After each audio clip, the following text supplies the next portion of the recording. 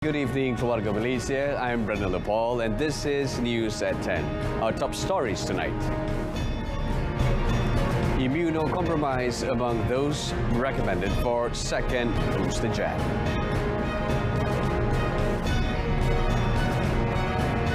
Facilitating housing loans for low-income groups, IBII launched.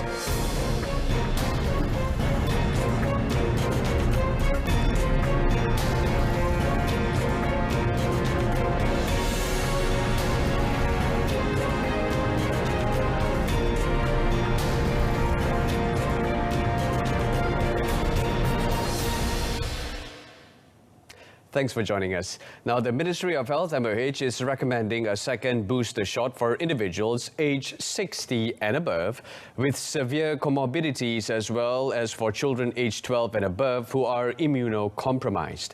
According to Health Minister Khairi Jamaluddin, the only vaccine for this second booster shot will be the community vaccine by Pfizer-BioNTech. He also said that those who are healthy and above 60 can similarly take the second booster shot, but only after consulting their physician and if this is more beneficial than risky. Ini saya nak tegaskan ya, ini tidak wajib, ini pilihan kepada mereka. Ini pilihan kepada individu 60 tahun ke atas yang mempunyai comorbidity berisiko tinggi. Can go for their second booster shot. Ya, dan kita akan umumkan bagaimana nak buat temu janji dan sebagainya. Ya, ini option kepada mereka. Ini tidak bukanlah kita buat program seperti PIK yang dulu, kita bagi option kepada mereka. According to the minister, those aged 60 and above can be given a second booster shot 6 to 8 months after their first booster shot. He said severe immunocompromised kids aged 12 and above can take their second shot 28 days after the first vaccine shot, adding that MOH will leave it to their parents to consult their physician or doctors and make a decision thereafter. On a related note, Khairi said recipients of the Sinovac COVID-19 vaccine who are not allowed to travel abroad can now get a Pfizer booster to help with travel restrictions. According to the Health Minister, the government is aware of these restrictions and wants to help the public by offering those affected a Pfizer booster shot. Contoh, saya terima 2 vaksin Sinovac dan dos penggalak Pfizer. Tapi saya nak pergi ke Germany, dia hanya menerima 2 Pfizer saja. Dia tak boleh terima Sinovac Pfizer. Di Kementerian Kesihatan, kita akan terima permohonan daripada mereka yang akan keluar negara untuk dapatkan Pfizer yang kedua. Jadi dia Sinovac, Pfizer bagi tujuan pengembaraan. This comes after several countries in Europe refused to accept individuals who have been vaccinated with the Sinovac vaccine, causing difficulty in entering these countries. Khairi said the ministry did not know such restrictions would be applied when it decided to vaccinate the population with the Sinovac vaccine. And its opinion at the time was for the public to take whatever vaccines were available at the time. The government has been advised to expedite the process of approving applications for foreign workers in order to accommodate the increasing demands in certain industries. National Recovery Council MPN Chairman Tan Sri Muhyiddin Yassin explained that this must be done by reducing bureaucracy as well as simplifying and improving the process of approving applications. Sebagai langkah jangka pendek, majlis mencadangkan supaya kelulusan bersyarat boleh diberikan pada permohonan yang sedang diproses untuk menyegerakan bekalan tenaga kerja asing kepada sektor-sektor yang terjejas. Dalam jangka masa panjang, majlis berpandangan isu struktural kekurangan tenaga kerja dan kebergantungan pada tenaga kerja asing perlu ditangani secara menyeluruh. The council has noted that there has been a reduction of over 20% in foreign manpower since the COVID-19 pandemic struck Malaysia. Even though the government has permitted the intake of foreign workers since 15 February this year, only 163 out of 4,571 applications have been processed to date. Tan Sri Muhyiddin added that sectors most impacted by foreign manpower shortages are manufacturing and farming.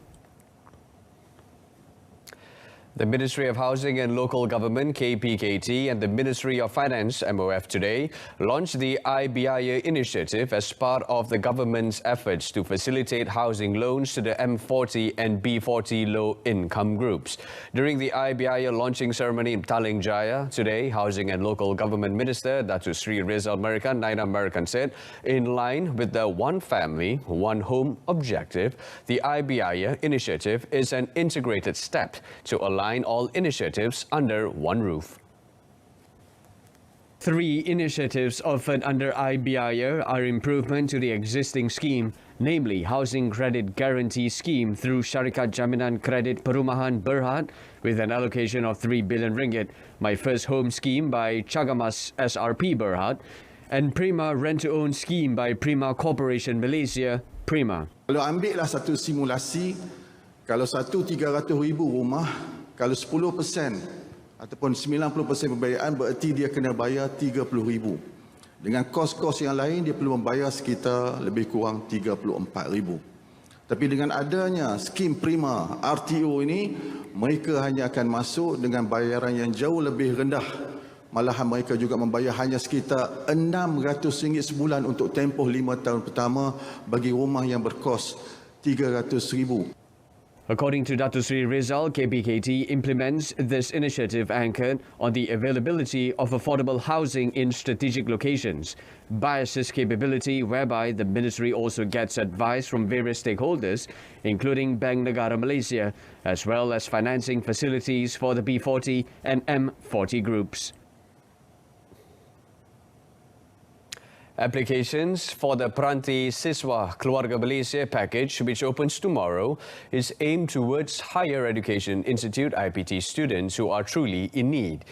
Communications and Multimedia Minister Tan Sri Anwar Musa said, through the initiative, all members of Keluarga Malaysia would not be left behind in technological development.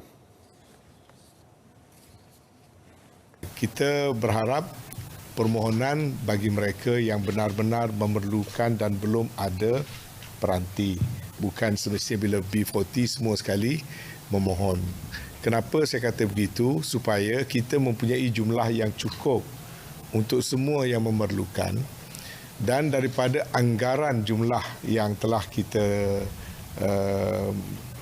masukkan dalam perolehan, kita akan melihat sekiranya ada ruang, program peranti siswa ini boleh kita perluaskan lagi kepada kelompok yang selain daripada yang kita umumkan pada hari ini. He said that obtaining the appliances would allow everyone to adapt to the emergence of a digital ecosystem in future. Speaking at the PRANTI SISWA Keluarga Malaysia pre-launching ceremony in Cyberjaya, Tan Sri Anwar said applications can be made through the official PRANTI SISWA web portal beginning 8 a.m. tomorrow. He also assured that PRANTI SISWA Keluarga Malaysia devices are of premium quality and well-known brands. Subscribers to the Armed Forces Fund Board LTAT can now withdraw their contributions for the purpose of performing the Hajj pilgrimage and furthering their studies at local public universities from tomorrow. Senior Defence Minister Datuk Sri Hishamuddin Tun Hussein said for subscribers intending to make withdrawals for Hajj pilgrimage, they would have to produce the Hajj pilgrimage offer letter from the Lembaga Tabung Haji and had subscribed to LTAT for at least 15 years. He said the maximum withdrawal for Hajj pilgrimage is 10,000 ringgit.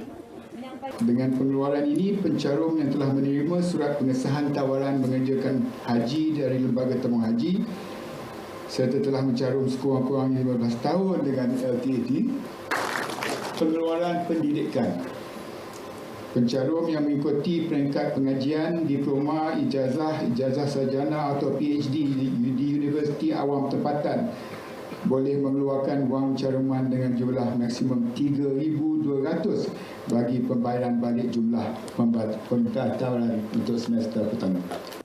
Speaking at the presentation of Hari Raya Idul Fitri donations to the Ministry of Defence today, the senior minister said the withdrawals for the two purposes were only allowed once during their service. Meanwhile, Datuk Seri Hishamuddin said he had also instructed the Department of Veterans Affairs to expedite the distribution of Special Financial Assistance, BKK, amounting to 350 ringgit to ATM veterans. Earlier, 77 contributors donated cash and goods amounting to 1.8 million ringgit to the Defence Ministry.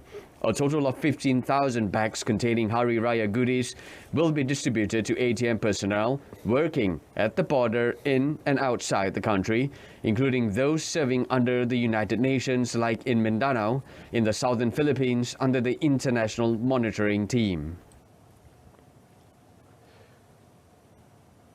The Agriculture and Food Industries Ministry will review the subsidy for chicken and egg. Its Minister, Datuk Seri Ronald Kiandi, said he will be meeting with the Domestic Trade and Consumer Affairs Ministry and other relevant agencies tomorrow to discuss the issue of rising costs and the subsidies set by the government.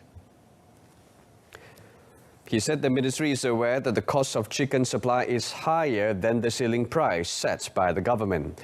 On 28 February, the government had agreed to give subsidy to chicken farmers amounting to 60 cents per kilogram, as well as 5 cents per egg for grade A, B and C. It was intended to help ease the burden faced by farmers due to the rise in chicken feed costs. However, the fluctuating costs of corn imports requires that this subsidy be restudied.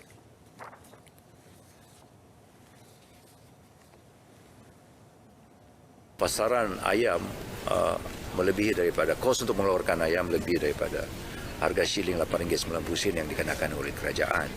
That is the reason why kita memberi subsidi kepada ayam dan telur 60 cents now. Tapi kita akui bahawa subsidi 60 sen itu baik pada 1 bulan 2 bulan yang lalu because the cost of pengimportan jagung tidak statik dan meningkat sejak 1 bulan 2 bulan setengah yang lalu. So kita akan bermesyuarat besok dengan KPDN dan beberapa agensi yang lain untuk melihat isu kenaikan kos pengeluaran ayam dan juga isu subsidi yang telah dilaksanakan oleh kerajaan.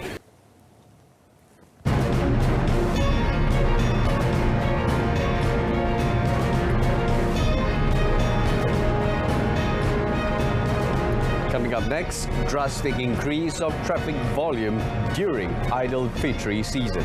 Stay with us. Plus, Malaysia Berhad advises motorists to plan their balik kampung travel times during Idul Fitri, as 2 million vehicles are expected to ply the highways between 29 April and 9 May. Its Managing Director, Dato' Azman Ismail, said traffic volume is expected to increase by 25% to 2 million vehicles daily during peak days of the period, compared with the current 1.6 million vehicles per day. In a statement, he advised highway users to plan their balik kampung journey earlier and avoid the Idul Fitri traffic surge, especially at the end of Ramadan. He said Plus will issue a travel time advisory, TTA, soon to help motorists plan their balik kampung as well as returning to the city travel times this festive season. Dato' Azman said the highway operation team is ready to face the traffic surge and help the public during their much-anticipated journey for this year's Idul Fitri celebration. He added that the holistic highway operations plan covers the adoption of technology to provide safer and more comfortable journeys for motorists. The national rubber industry is projected to continue growing after recording 71 billion ringgit export value in 2021, a 46.3% increase compared to 2020. Minister of Plantation Industries and Commodities, Dato' Zuraida Kamarudin, said this is in line with the increasing global demand as well as the country's transition into the endemic phase. Rubber glove products remain the main export with 54.81 billion ringgit in exports, which is a 55.4% increase compared to in 2020. 58.4 billion. So kalau rubber kita punya dia 25% of Kementerian Perusahaan Perdagangan punya production, because kita tahun 2021 kita punya total 204 billion. Tapi rubber glove saja is 54 billion of that. That means 1/5, 1/4 of our export punya value comes from rubber. Rubber gloves. The ministry, through the Malaysian Rubber Board, introduced numerous incentives to support rubber product manufacturers, including promotions in the new norm. The floor price for scrap rubber has also been increased from 2 ringgit 50 cent per kilogram to 3 ringgit and 50 cent in a bid to help small farmers. The federal government has reached an agreement with the Sabah state government for almost a 5-fold increase in the amount of the new special grant for Sabah from 26.7 million ringgit to 125.6 million ringgit for this year. According to a joint statement by Prime Minister Datuk Seri Semasa and Sabah Chief Minister Datuk Seri Haji Noor today, the amount will continue to increase every year for the period between 2023 to 2026, based on the rate mutually agreed by both parties. The amount was increased after both the federal and state governments reached an agreement on the review of the special grants to Sabah under Article 112D of the Federal Constitution today, following several discussions and negotiations by the Finance Ministry and the Sabah government, with most of the terms agreed on 14 February 2022. The new agreement also covers other matters, including for both parties to continue negotiation on the 40% revenue claim by Sabah. According to the joint statement, this is to get a new amount for the special grant that can balance Sabah's needs without affecting the federal government's financial position. Implementation of the review on the special grant includes the right of both parties to refer the matter to an independent assessor if no agreement is reached, as stated in Article 112D, subsection 6 of the Federal Constitution.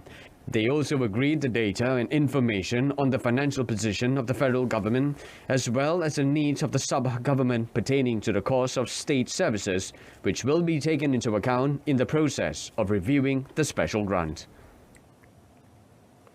The Johor state government today announced a special incentive called Bantuan Kasih Bangsa Johor, BKBJ, amounting to 144.36 million ringgit as an appreciation to the people in the state. Menteri Besar Dato' On Hafiz Ghazi said the incentive comprised 5 main categories, namely community, welfare, Johor youth, education and economy, and would benefit 3.69 people in the state.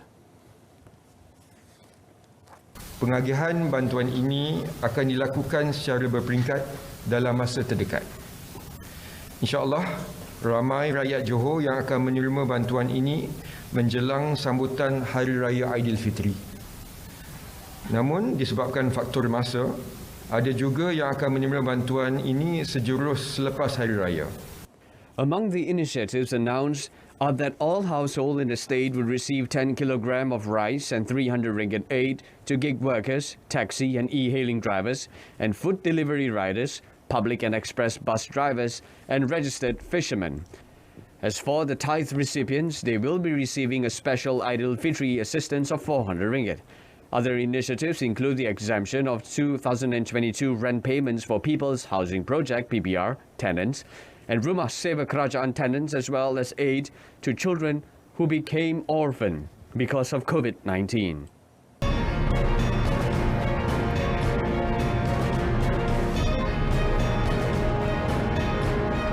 And in sports, JDT to go all out against Guangzhou FC. Stay with us.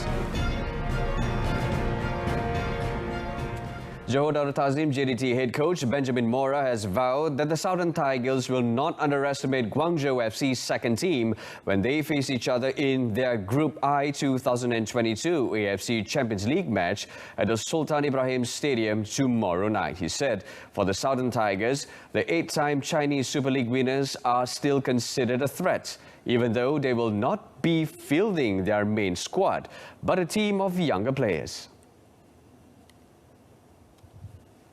Is it the second team or the first team? It's Guangzhou. I mean, it's one of the biggest team in Asia that has collected a lot of titles in China, and of course it's one of the monsters in Asia. And we're going to face them like if they were the best team. Mora said playing at home for ACL as the hosts for all Group I matches was an advantage because the players are familiar with the environment, field and weather while playing in front of their families and local fans. The team have also not decided whether JDT captain and main goalkeeper Muhammad Farizal Marlias would be playing in tomorrow's match due to an injury suffered during the Super League match against Terengganu FC at the Sultan Ibrahim Stadium last Sunday. Wrapping up the news at 10. Making the headlines tonight, immunocompromised among those recommended for second booster jab. Join us for more updates tomorrow afternoon. But before we go, we would like to wish the Tamil and Sikh communities in the country a happy Chittirai Puthandu and happy Vaisakhi. Till then, it's lights out. I'm Brenda Paul. Stay tuned to Saluran Berita RTM and have a good night.